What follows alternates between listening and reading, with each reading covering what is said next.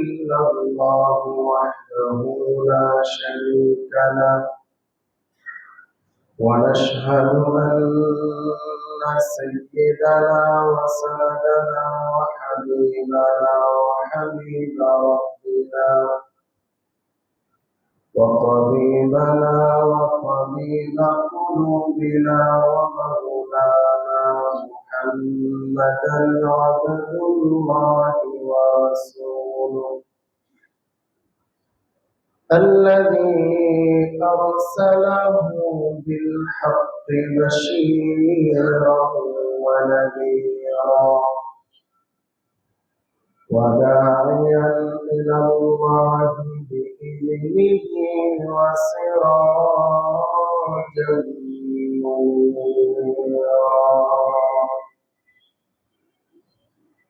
أما بعد فقد قال الله تعالى في كلامه المجيد وفي فرقانه الحميد أعوذ بالله من الشيطان الرجيم بسم الله الرحمن الرحيم وذكر فإن الذكرى تنفع المؤمنين وعن أبي هريرة رضي الله عنه قال قال رسول الله صلى الله عليه وسلم من يأخذ عني هؤلاء الكلمات فيعمل بهن أو يعلم من يعمل بهن فقلت أنا يا رسول الله فأخذ بيدي فعد خمسا فقال اتق المحارم تكن أعبد الناس وارض بما قسم الله لك تكن أغنى الناس وأحسن إلى جارك تكن مؤمنا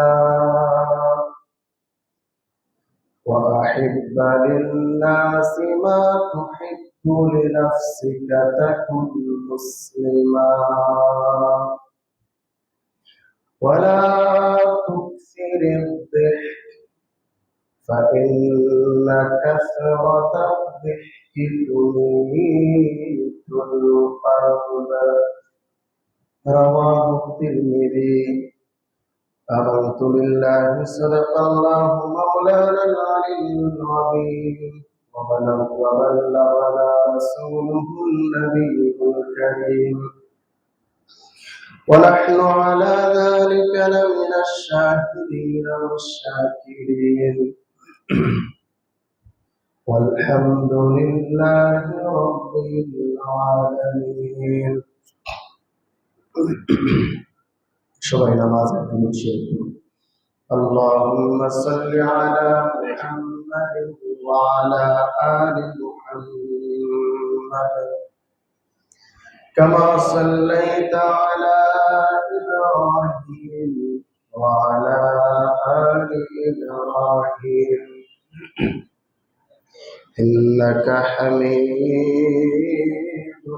مجيد اللهم بارك على محمد وعلى آل محمد كما باركت على إبراهيم وعلى آل إبراهيم إنك حميد مجيد.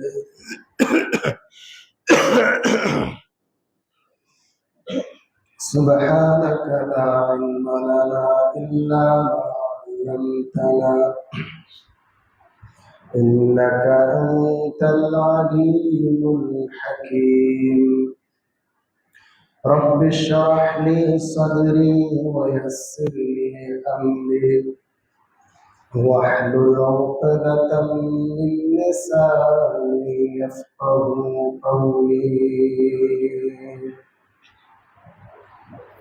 সম্মানিত মুসল্লিয়ানে কেরাম, শ্রদ্ধাভাজন মুরব্বিয়ানে আযম, সকলকে আন্তরিক মোবারকবাদ জানিয়ে শুরুতেই মহান আল্লাহ পাক পরবর্তীকারে আলমের অসংখ্য অগণিত তারিফ ও প্রশংসা আদায় করছি। সেই মহান মুনিবের দরবারে আলিশানে লাখো কোটি শুকর ও সুজুদ পেশ করছি, যে মহান রব মহান মালিক আমাদেরকে অত্যন্ত দয়া করে মায়া করে মুহাব্বত করে ভালোবেসে আজকের এই পবিত্র জুমার দিনে সালাতুল জুমা আদায়ের লক্ষ্যে আল্লাহর পবিত্র ঘর মসজিদে আসার তৌফিক এনায়েত করেছেন। এজন্য আমরা সকলেই দিল থেকে শুকরিয়া আদায় করে বলি আলহামদুলিল্লাহ। সম্মানিত হাজির, রাসূল আকরাম সাল্লাল্লাহু আলাইহি ওয়াসাল্লাম সাহাবায়ে কেরামদেরকে দ্বীন শিখিয়েছেন বিভিন্ন মাধ্যমে। কখনো কখনো সাহাবীরা রাসূলের কাছ থেকে দ্বীন শেখার তলব পেশ করতেন, চাহিদা পেশ করতেন, নবীজির কাছে নসিহত চেয়ে নিতেন। কখনো বা রাসূল আকরাম সাল্লাল্লাহু আলাইহি ওয়াসাল্লাম সাহাবায়ে কেরামদেরকে নিজে থেকেই নসিহত করতেন। উপদেশ, নসিহত, কল্যাণকারিতা, এটা মুমিনের বড় উপকারে আসে। সূরাতুল যারিয়াতের ৫৫ নম্বর আয়াতে আল্লাহ তাআলা ইরশাদ করেছেন, ওয়াযাক্কির, হে নবী আপনি নসিহত করতে থাকুন। ফাইন্না যিকরা তানফাউল মুমিনিন, নসিহত, উপদেশ মুমিনদেরকে বড় উপকৃত করে, মুমিনরা বড় ফায়দামন্দ হয়, উপকার হাসিল করতে পারে। তো রাসূল সাল্লাল্লাহু আলাইহি ওয়াসাল্লাম কখনো নিজে থেকেই নসিহত করতেন। আমি আপনাদের সামনে তিরমিজি শরীফের গুরুত্বপূর্ণ একটি হাদিস,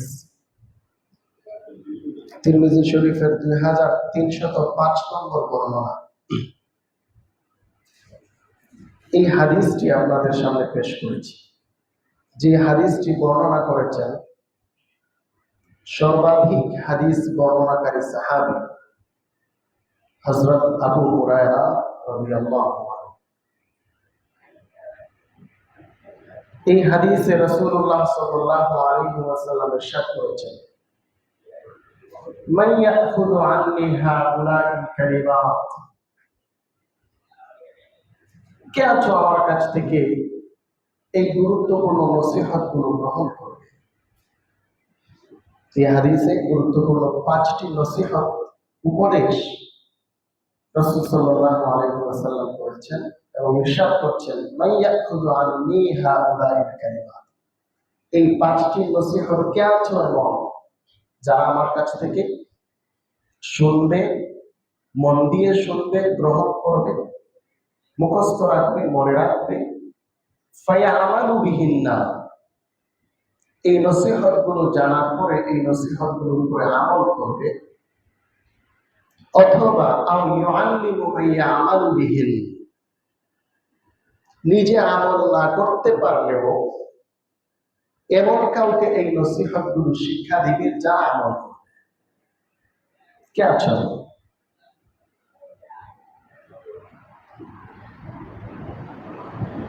এই হাদিসের গুরুত্বপূর্ণ 2টি অংশ। নবীজি বললেন যে নসিহতগুলো গ্রহণ করে প্রথম দায়িত্ব জানার পরে মানা, আমল করতে হবে। আমরা অনেক সময় নসিহত শুনি, এই যে প্রত্যেক সপ্তাহে যে মহাবারে কোরআন এবং হাদিস থেকে দিনই আলোচনা হয়, সাপ্তাহিক তাফসীরুল কোরআন মাহফিল হয়। প্রত্যেক দিন আসরের পরে হাদিস পাঠ করা হয়। পাশাপাশি আপনারা আরো দিনই বিভিন্ন মজলিসে অংশগ্রহণ করেন, ইসলামী মজলিসে বসেন, কোরআন এবং হাদিসের আলোচনা শুনেন, তাফসীরের আলোচনা শুনেন। শোনার পরে আমাদের দায়িত্ব ছিল সেগুলো মানা, কিন্তু আমরা সেগুলো কে কতটুকু মানতে পারছি বা মানার চেষ্টা করছি।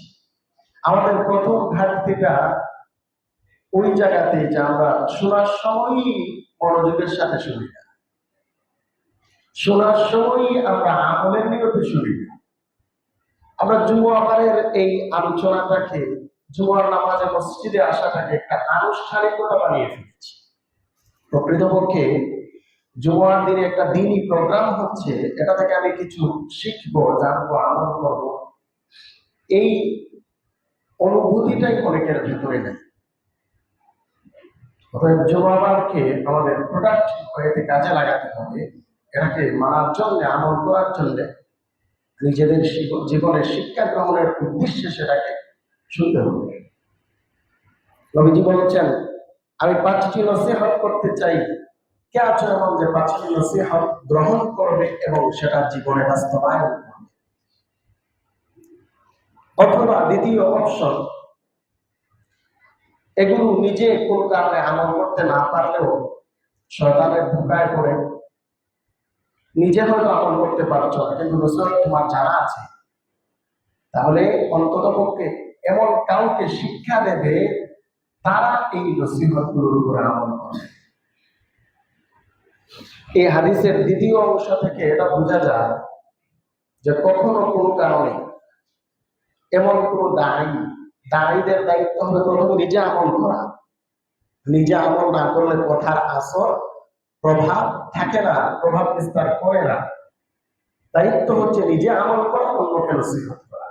কিন্তু এই হাদিস অংশটা আমাদেরকে এই অনুমোদনটাও দিচ্ছে যে যদি নিজের আমল না থাকে কোনো বিষয়ে, ওই বিষয়ে দাওয়াত তুমি অন্যকে দিতে পারবে। যেমন নবীজির একটা হাদিস আছে, মুরু বিল মা'রুফি ওয়া ইল্লাম তা'মালু বিহি, তুমি সৎ কাজের আদেশ করো যদিও তোমার নিজের আমল নেই। ওয়ানহাউ আনিল মুনকারি ওয়া ইল্লাম তানতাহু আনহু, তুমি অসৎ কাজ থেকে, মন্দ কাজ থেকে, গুনাহের কাজ থেকে মানুষকে বাধা দাও, বিরত রাখো, বর্জন করার কথা বলো, যদিও নিজে মন্দ কাজটা বর্জন করতে পারছ, তারপরেও এই দাওয়াত দেওয়া যাবে। আল্লামা আশরাফ আলী থানভী রাহমাতুল্লাহি আলাইহি চমৎকার একটা এক্সাম্পল দিয়ে থাকেন। তিনি বলেন, একজন মহিলা যখন নববর এবং বধূর জন্য মেহেদি পিষে, তখন মেহেদি পিষার সময় বর কিংবা কনের হাত মেহেদি দিয়ে রাঙানোর আগে মহিলা যখন পিষতে থাকে, তখন তার হাত প্রথমে রঙিন হয়ে যায়। ঠিক তেমনি ভাবে আমার আমল যদিও নাই, কিন্তু ইখলাসের সাথে যদি আমি অন্যকে দাওয়াত দেই, তাহলে ওই উপদেশ এবং নসিহত, ওই দাওয়াতের আসরটা প্রথমে আমার দিকে আসবে। আল্লাহ তাআলা আমাকে প্রথমে হেদায়েত দান করবেন। সুবহানাল্লাহ। বাউন্স বল, টেনিস বল, এগুলোকে আপনি দেয়ালে যদি আপনি ছুঁড়ে মারেন, সেটা রিটার্ন আসবে, আসে না? ঠিক তেমনি ভাবে অন্যকে যখন আমি নসিহত করবো, আমার হয়তো ইনস্ট্যান্ট আমল নেই, কিন্তু অন্যকে নসিহত করার পরে আল্লাহ তাআলা আমার নিয়ত যদি খালিস থাকে, প্রথমে আমাকে আমলের তৌফিক দান করবে। সুবহানাল্লাহ। হেদায়েতটা আমার দিকে প্রথমে আসবে। এজন্য নসিহত চালিয়ে যাওয়া। তাহলে নবীজি বলছেন, কে আছো এমন যারা এই নসিহত গুলো শুনবে এবং নিজে মানবে, অন্ততপক্ষে নিজে মানতে না পারলেও এমন কাউকে শিক্ষা দেবে যারা আমল করবে। আবু হুরায়রা রাদিয়াল্লাহু তাআলা আনহু তিনি বললেন, ফাকুলতু আনা ইয়া রাসূলুল্লাহ। ওই দরবারে মজলিসে বহু সাহাবী ছিলেন। আবু হুরায়রা রাদিয়াল্লাহু আনহু বললেন, হে আল্লাহর রাসূল, আমি এগুলো আমল করব। আসলে সমস্ত সাহাবীদের ভেতরে নসিহত গ্রহণের আগ্রহ ছিল, কিন্তু আবু হুরায়রার ভেতরে তুলনামূলক বেশি ছিল। আর তিনি সবসময় রাসূলের দরবারেই পড়ে থাকতেন। এজন্য অনেকে বলতো, আবু হুরায়রা বলেন, নিজেই বলেন যে অনেকেই বলে যে আবু হুরায়রা শুধু হাদিস বর্ণনা করে, বেশি হাদিস বর্ণনা করে। তিনি বলেন, কেন আমি বর্ণনা করবো না? আমার তো দুনিয়াতে অন্য কোনো ব্যস্ততা ছিল না। মুহাজিররা তারা ব্যবসা বাণিজ্য নিয়ে বিজি ছিলেন, আনসাররা তারা ক্ষেত কৃষি নিয়ে বিজি ছিলেন, কিন্তু আমি সার্বক্ষণিক ভাবে রাসূলের দরবারে পড়ে থাকতাম। নবীজি কখন কি বলেন সেটা শুনবো, আর সেটা জীবনে বাস্তবায়ন করবো, সেটা মনে রাখবো, মুখস্থ করবো, অন্যের কাছে পৌঁছে দেবো, এই নিয়ে। এজন্য সাহাবীদের ভেতরে সবচেয়ে বেশি হাদিস যেই সাহাবী বর্ণনা করেছেন তিনি হচ্ছেন সাহাবী আবু হুরায়রা রাদিয়াল্লাহু আনহু। তিনি 5374টি হাদিস বর্ণনা করেছেন। সুবহানাল্লাহ। ওই আবু হুরায়রা রাসূলের এই কথা শোনার পরে বললেন, আনা ইয়া রাসূলুল্লাহ, নবীজি আমি এই নসিহতগুলো সংরক্ষণ করব, নিজে আমল করব, অন্যের কাছে দাওয়াত পৌঁছে দেব। তখন আবু হুরায়রার এই আগ্রহ দেখে আবু হুরায়রা নিজেই বলছেন, ফাআখাযা বিয়াদি, রাসূল সাল্লাল্লাহু আলাইহি ওয়াসাল্লাম আমার হাতটা ধরে ফেললেন। সুবহানাল্লাহ। ফাআদ্দা খামসান ফাকাল, এবং গনে গনে 5টি নসিহত করলেন। কয়টি নসিহত? 5টি গুরুত্বপূর্ণ নসিহত করলেন। 1 নাম্বার নসিহত, নবীজি বললেন, ইত্তাকিল মাহারিমা তাকুন আ'বাদান নাস। প্রথম নসিহত, ইত্তাকিল মাহারিম, তুমি হারাম থেকে বেঁচে থাকো, তাকুন আ'বাদান নাস, তুমি মানুষের মাঝে সবচেয়ে বেশি ইবাদতগুজার হিসেবে প্রমাণিত হয়ে যাবে। আল্লাহর ওলি হওয়ার জন্য বেশভূষা ধরা লাগবে না, মানুষকে সেটা বোঝাতে হবে না। আল্লাহ তাবারক ওয়া তাআলা তোমাকে তিনি নিজেই বন্ধু বানিয়ে নেবেন, তুমি হারাম ছেড়ে দাও। রাসূল সাল্লাল্লাহু আলাইহি ওয়াসাল্লাম এই হাদিস অংশের ভেতরে তিনি বললেন, ইত্তাকিল মাহারিম, প্রথম নসিহত যে তুমি হারাম বর্জন করো, নিষিদ্ধ কাজ বর্জন করো। এটা দুটি বিশেষ কারণ, অনেক কারণ আছে, বিশেষ দুটি কারণ। একটা কারণ হচ্ছে আমরা আমাদেরকে আল্লাহ তাআলা দুটি দায়িত্ব দিয়েছে, একটি হচ্ছে করার দায়িত্ব, আর একটি হচ্ছে না করার দায়িত্ব। আল্লাহর পক্ষ থেকে আদিষ্ট বিষয়, আদেশ যা আছে তা করা, আর নিষেধ যা আছে তা না করা, বর্জন করা, এই দুটি দায়িত্ব। আমরা অনেকেই মনে করি যে আল্লাহর পক্ষ থেকে যা আদিষ্ট বিষয়, নামাজ কায়েম করো, যাকাত প্রদান করো, হজ করো, কুরবানি করো, অন্যান্য ইবাদত বন্দেগী করো, করো মানে পালন করো, হুকুম যা আছে, আদেশ যা আছে, এগুলোকেই আমরা ইবাদত মনে করি। কিন্তু আল্লাহ তাআলা যেসব বিষয় নিষেধ করেছেন তা থেকে বিরত থাকা, যা করতে না করেছেন তা না করাও যে ইবাদত, এটা আমরা অনেকেই জানি না।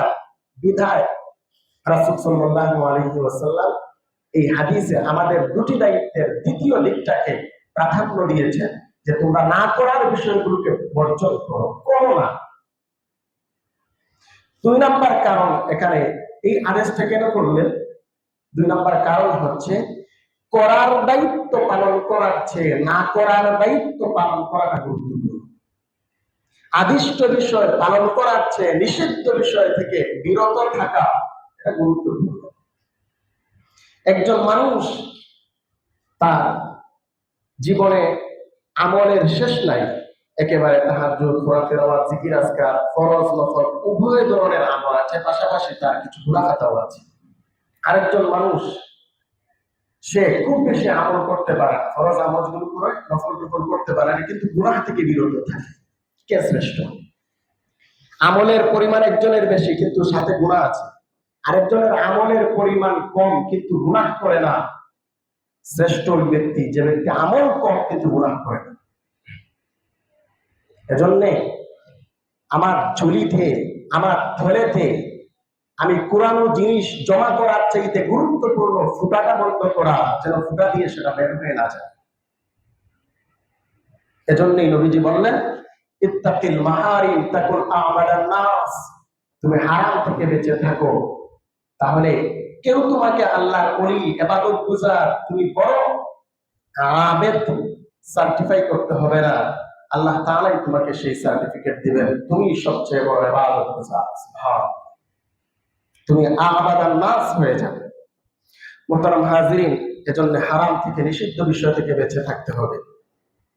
আল্লাহ তাবারাকা ওয়া তাআলা ইরশাদ করছেন, ওয়ালা তাকরাবুল ফাওয়াহিশা মা যাহারা মিনহা ওয়া মা বাতান, তোমরা প্রকাশ্য অপ্রকাশ্য উভয় ধরনের অশ্লীলতা এবং গুনাহ থেকে বেঁচে থাকো। অশ্লীলতার ধারে কাছেও দিও না, নিকটবর্তী হও না। আমার প্রিয় যুবক ভাইয়েরা, বিশ্বকাপ ফুটবল নিয়ে বহু নাচানাচি করেছে, সময়ের বহু অপচয় হয়েছে, নজরের বহু গুনাহ হয়েছে। ফুটবল খেলা দেখার মাধ্যমে হারামের সাথে আমার মহব্বত তৈরি হয়েছে। কেউ বা মেসি না কাকে জানি আব্বা পর্যন্ত দেখে ফেলেছে, নাউজুবিল্লাহি মিন যালিক। বহু মানুষ এটাকে কেন্দ্র করে ঈমান হারা পর্যন্ত হয়ে গিয়েছে। বহু গুনাহ হয়েছে, আর নয়, ফিরে আসুন। এ ধরনের অশ্লীলতা ইসলাম সমর্থন করে না, এমন জিনিসের দিকে আর যাইয়েন না, তওবা করুন। আল্লাহ তাআলা কিন্তু তওবার দরজা খোলা রেখেছে, আমার ফিরে আসার সুযোগ আছে, তওবা করুন। মুহতারাম হাজিরিন, তাহলে প্রকাশ্য অপ্রকাশ্য সব ধরনের নিষিদ্ধ বিষয়, গুনাহের বিষয় থেকে বিরত থাকতে হবে।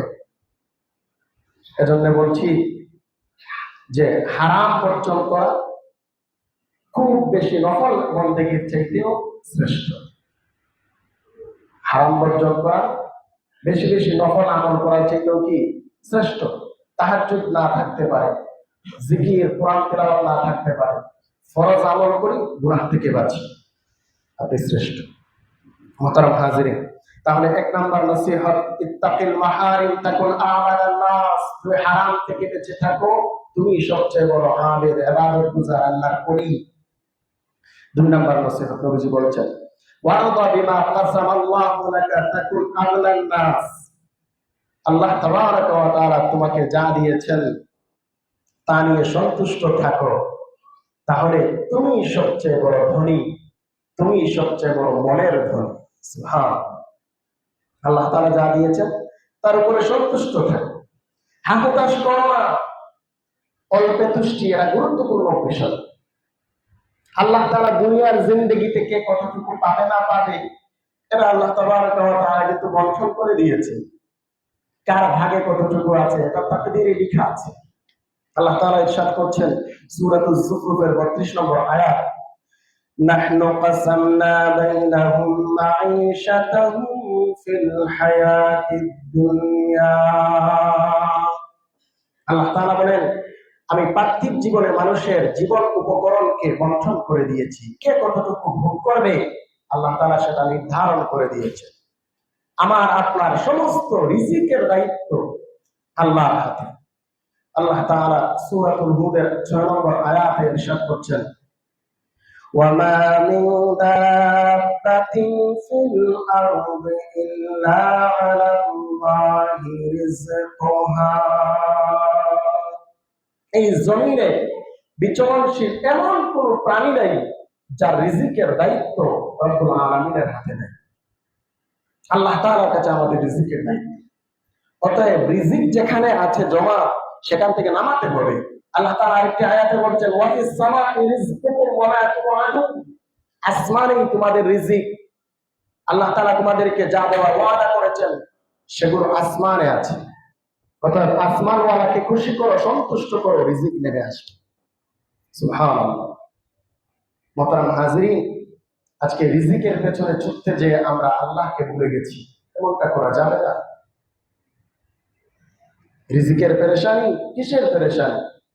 নবীজি সাল্লাল্লাহু আলাইহি ওয়াসাল্লামের একটি হাদিস, তুমি যদি প্রকৃতপক্ষে ঈমানদার হতে পারো, তোমার ভেতরে যদি আল্লাহর তাকওয়া থাকে এবং পরিপূর্ণ তাওয়াক্কুল যদি তুমি আল্লাহর উপরে করতে পারো, একটা পাখি যেভাবে ভোরবেলা খালি পেটে বের হয়ে যায় আর সন্ধ্যাবেলা ভরা পেটে বাসায় ফিরে আসে, ঠিক তেমনি ভাবে আল্লাহ তাআলা তোমাকে তার চাইতে উত্তম ভাবে তোমাকে রিজিক দিবেন। সুবহানাল্লাহ। হাজিরিন, অন্যান্য পশু পাখি প্রাণীরা কি না খেয়ে থাকে? আমাদের মতো এত নামদোষ তারা করে না। এজন্যে যা দিয়েছেন আল্লাহ তা নিয়ে সন্তুষ্ট থাকা, তবে হালাল ওয়েতে চেষ্টা প্রচেষ্টা করতে কোনো বাধা নাই, ইসলাম সেটাকে নিষেধ করে না। সম্পদটা হালাল ওয়েতে ইনকাম করবে, হালাল ওয়েতে আবার সেটা ব্যয় করবেন। এটা যদি হয় কোনো জবাবদিহিতার সম্মুখীন আপনি হবেন না। তবে যা আছে তা নিয়ে সন্তুষ্ট থাকতে হবে। একজন মানুষ তার কোটি কোটি টাকার সম্পদ আছে, গাড়ি বাড়ি গাড়ির অভাব নাই।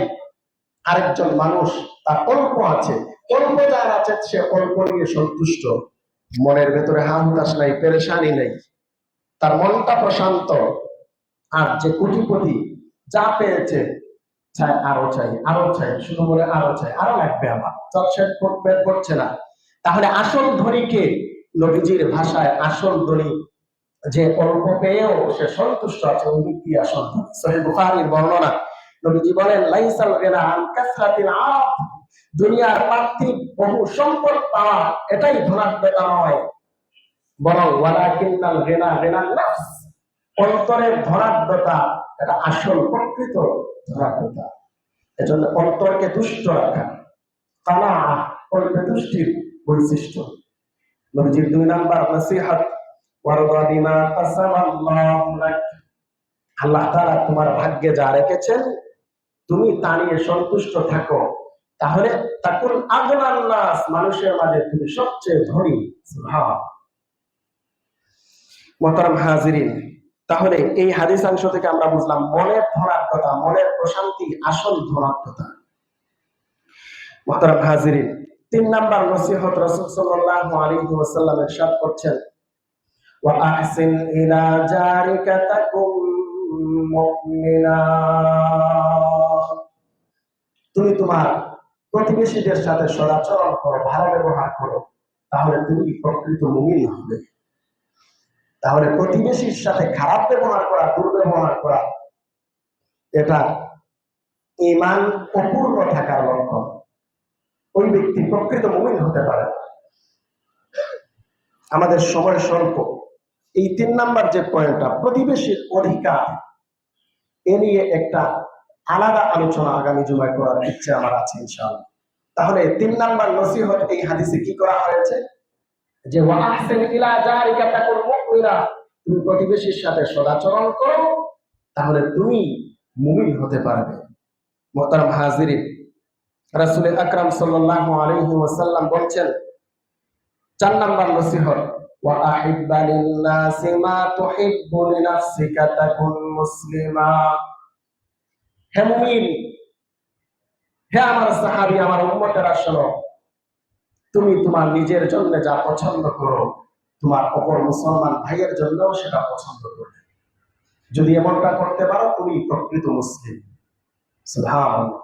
মুহতারাম হাজিরিন, আজকে আমরা নিজের জন্য শুধু ভালো চাই, অন্যের জন্য শুধু খারাপটা চাই। কিভাবে নিজে বড় হব, কিভাবে নিজে ওই চাকরিটা পাবো, ওই সম্পদের মালিক হব, আমার মেয়ের বিয়েটা ভালো জায়গায় হবে, প্রতিবেশী আমার আরেক আত্মীয়ের মেয়ের বিয়েটা ভালো জায়গায় হয়ে যাচ্ছে, সেটা আমি মেনে নিতে পারছি না। আমার ছেলেটা কেন ভালো চাকরি পেল না, আমার প্রতিবেশীর ছেলেটা, আমার আত্মীয়ের ছেলেটা ভালো একটা বড় জব পেয়ে গেছে, চাকরি পেয়ে গেছে, আমার মন খুশি না, হিংসা চলতেছে। আমার ছেলেটাকে এত বছরের পর বছর চেষ্টা করার পরেও ইউরোপে পাঠাতে পারলাম না, অমুক, জীবনে কল্পনাও করা যায় নাই তার ফ্যামিলির কেউ ইউরোপে যাবে, দেখা যায় তার ছেলেমেয়ে সবাই ইউরোপে গিয়ে বসে আছে। এমন মন মানসিকতা আমাদের, শুধু নিজের জন্যই ভালো চাই, অন্যের জন্য ভালো চাই না, শুধু অন্যের ক্ষতি চাই, এটা হাসাদ, এটা হিংসা। নবীজির হাদিস, ইয়াকুম ওয়াল হাসাদ ফাইন্নাল হাসাদ তাকুলুল হাসানাত কামা তাকুলুন নারুল হাতাব। তোমরা হিংসা থেকে বেঁচে থাকো, কারণ হিংসা নেক আমলকে এমন ভাবে নিঃশেষ করে দেয়, ধ্বংস করে দেয়, যেভাবে আগুন লাকড়িকে জ্বালিয়ে ছাই বানিয়ে ফেলে। মুহতারাম হাজিরিন, এজন্য নিজের জন্য যা পছন্দ করব, অন্যের জন্য তাই করতে হবে। সহিহ বুখারীর হাদিস, নবীজি বলেন, লা ইউমিনু আহাদুকুম হাত্তা ইয়াকুনা হাওয়াহু লা ইউমিনু আহাদুকুম হাত্তা ইউহিব্বা লিনাফসিহি লা ইউমিনু আহাদুকুম হাত্তা ইউহিব্বা লিআখিহি মা ইউহিব্বু লিনাফসিহি। নবীজি বলেন, লা ইউমিনু আহাদুকুম, তোমাদের মধ্যকার কোন উম্মত কেউ ততক্ষণ পর্যন্ত পূর্ণাঙ্গ মুমিন হতে পারবে না হাত্তা ইউহিব্বা লিআখিহি মা ইউহিব্বু লিনাফসিহি, যতক্ষণ সে তার অপর মুসলমান ভাইয়ের জন্য তাই পছন্দ না করবে যা সে নিজের জন্য পছন্দ করবে। অর্থাৎ নিজের যেটা ভালো চায় এই ভালোটা অপর ভাইয়ের জন্য চাইতে হবে। যতক্ষণ পর্যন্ত এমন মন মানসিকতা না হবে ততক্ষণ পর্যন্ত ওই মুসলমান কামিল মুসলমান হতে পারবে না, ওই মুমিন খাঁটি মুমিন হতে পারবে না। নবীজির হাদিস। এজন্য নিজের জন্য যা চাই অন্যের জন্য চাওয়া। অন্য কারো ভালো আছে হোক না, তার জন্য দোয়া করুন, আল্লাহ আরো বাড়িয়ে দিন। সাথে সাথে আপনি নিজের জন্য চেষ্টা করুন, আল্লাহর কাছে দোয়া করুন। আল্লাহর ভান্ডার কি এতই ছোট? আল্লাহ তাআলা চাইলে তো সবাইকে দিতে পারেন, আমার ভাইটাকেও দিতে পারেন, আমাকেও দিতে পারেন। তাহলে চাইতে অসুবিধা কিছু, কেন আমি তার ধ্বংস কামনা করব? মুহতারাম হাজিরিন, এজন্য এই যে বৈশিষ্ট্যটা গুরুত্বপূর্ণ একটি বিষয়। নবীজি বললেন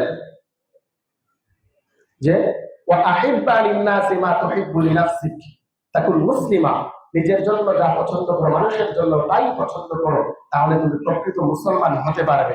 এই অংশটা গুরুত্বপূর্ণ। এই মন মানসিকতা যদি আমাদের ভেতরে তৈরি করতে পারে তাহলে মুসলমানদের উখুওয়াত, ভ্রাতৃত্ব আরো মজবুত হবে।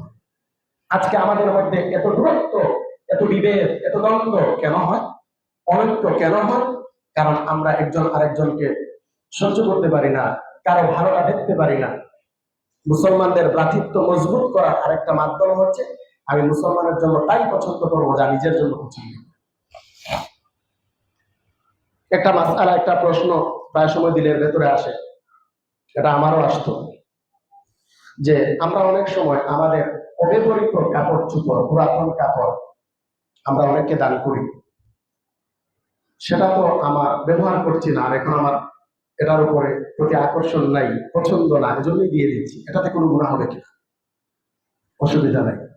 যদি যাকে দিচ্ছি সে সেটা সাদরে গ্রহণ করে তাহলে কোনো অসুবিধা নাই। এটা অনেক সময় মনের ভেতরে প্রশ্ন আসে যে এটা তো আমার পছন্দের তালিকায় নাই, এজন্য আমি দিয়ে দিচ্ছি, অসুবিধা হবে কিনা? পারলে আপনি ভালোটা দেন। রাসূল সাল্লাল্লাহু আলাইহি ওয়াসাল্লাম বলেছেন, তোমার অধীনস্থ যারা আছে তারাও তোমার ভাই, তুমি যা খাবে তাই খাওয়াবে, তুমি যা পড়বে তাই পড়বে। মুহতারাম হাজিরিন, যাই হোক, বলছিলাম নবীজির গুরুত্বপূর্ণ এই হাদিস অংশ। নবীজি বললেন ওয়াহিব্বা লিন-নাসি মা তুহিব্বু লিনাফসিক, তুমি নিজের জন্য যা পছন্দ করো অপর মুসলমানের জন্য তাই পছন্দ করবে, হিংসা করবে না, বরং মুসলমানদের কল্যাণ কামনা করা এটা মুমিনের পরিচয়। মুসলমানদের উপকারে সাহায্যার্থে এগিয়ে আসা মুমিনের পরিচয়। 5 নাম্বার সর্বশেষ নসিহত, নবীজি বলছেন ওয়ালা তুকসিরিদ যিহক, তুমি বেশি হেসো না। ফাইন্না কাসরাতাদ যিহকি তুমিতুল কলব, দুনিয়ার মুহে মত্ত হয়ে পাগল পারা হয়ে শুধু আনন্দ উল্লাস হাসি তামাশার মধ্যে সময় কাটালেন, আখিরাত ভুলে গেলেন, আল্লাহকে ভুলে গেলেন, মৌত পরকালকে ভুলে গেলেন, আপনার আখিরাত ধ্বংস হয়ে যাবে। এজন্য বেশি হাসা যাবে না, বরং প্রয়োজনে তুমি বেশি কাঁদো। বেশি হাসলে অন্তর মরে যায়। বেশি হাসলে কি হয়ে যায়? অন্তর মরে যায়। নবীজি বলেন আকসিরু যিকরাহা মিন লাযযাতিল মাউত, তোমরা ওই মৃত্যুর কথা বেশি বেশি স্মরণ করো যে মৃত্যু দুনিয়ার সমস্ত স্বাদ আহ্লাদকে মিটিয়ে দেবে, কর্তন করে দেবে। একদিন এই স্বাদ আহ্লাদ থেকে বিচ্ছিন্ন হয়ে আল্লাহর সাথে মুলাকাত হবে। এজন্য অন্তর মরে যায় যে সমস্ত কাজে, এর মাঝে একটি হচ্ছে বেশি আনন্দ উল্লাস হাসি তামাশা, শুধু দুনিয়ার হাসি তামাশা নিয়ে মত্ত। ইবাদতের ফিকির নাই, আল্লাহর ফিকির নাই, মৌতের ফিকির নাই, আখিরাতের ফিকির নাই। এমন দিন মৃত দিন। রাসূল সাল্লাল্লাহু আলাইহি ওয়াসাল্লামের গুরুত্বপূর্ণ এই হাদিসগুলো, হাদিসের এই প্রত্যেকটা নসিহত অত্যন্ত দামি। এই যে 5টি নসিহতের ভেতরে আমাদের জীবনের 5টি দিক আছে। 1 নাম্বার নসিহত, নবীজি বললেন ইত্তাকিল মাহারিম তাকুন আবাদান নাস। এই অংশের ভেতরে মানুষের ইবাদতের সাইড চলে এসেছে। তুমি নিষিদ্ধ বিষয় বর্জন করো, তুমি সবচেয়ে বড় ইবাদত গুজার হয়ে যাবে। এরপর নবীজি বললেন ওয়ারদা বিমা কাসামাল্লাহু লাকা তাকুন আগনান নাস, আল্লাহ যা দিয়েছেন তা নিয়ে সন্তুষ্ট থাকো, তুমি সবচেয়ে বড় ধনী, তোমার মন ধনী হয়ে যাবে। এটার মাধ্যমে মুসলমানদের অর্থনৈতিক চাহিদার সমাধান রাসূল দিয়েছেন। অর্থনৈতিকভাবে যদি শান্তিতে থাকতে চাও, মনটাকে তুমি তুষ্ট বানাও, তৃপ্ত বানাও। 3 নাম্বার, নবীজি বললেন ওয়া আহসিন ইলা জারিকা তাকুন মুমিনা, প্রতিবেশীর সাথে ভালো আচরণ করো, তুমি প্রকৃত মুমিন হতে পারবে। এর মাধ্যমে সামাজিক সাইডের নসিহত নবীজি করেছেন। নবীজি বললেন ওয়া আহিব্বা লিন-নাসি মা তুহিব্বু লিনাফসিক, তুমি তোমার অপর মুসলমান ভাইয়ের জন্য, মুসলমান নয় শুধু, মুসলিম অমুসলিম নির্বিশেষে সকলের জন্য তুমি ভালোটা কামনা করো, তাহলে প্রকৃত মুসলমান হতে পারবে। মুহতারাম হাজিরিন, এর মাধ্যমে মনের রোগের চিকিৎসা দিয়েছেন, মনের হিংসা দূর করতে হবে। 5 নাম্বার নসিহত, সর্বশেষ নসিহত, নবীজি বললেন ওয়ালা তুকসিরিদ যিহকা ফা ইন্না কাসরাতাদ যিহক তুমিতুল কলব, বেশি বেশি হেসো না, কারণ হাসির আধিক্য তোমার অন্তরকে মৃত বানিয়ে ফেলবে। আত্মার সাইডকে উন্নত করার নসিহত নবীজি এখানে করেছেন। আল্লাহ সুবহানাহু ওয়া তাআলা এই নসিহতগুলো আমাদের জীবনে বাস্তবায়ন করার তৌফিক দান করুন। আমিন। ওয়া আখিরু দাওয়ানা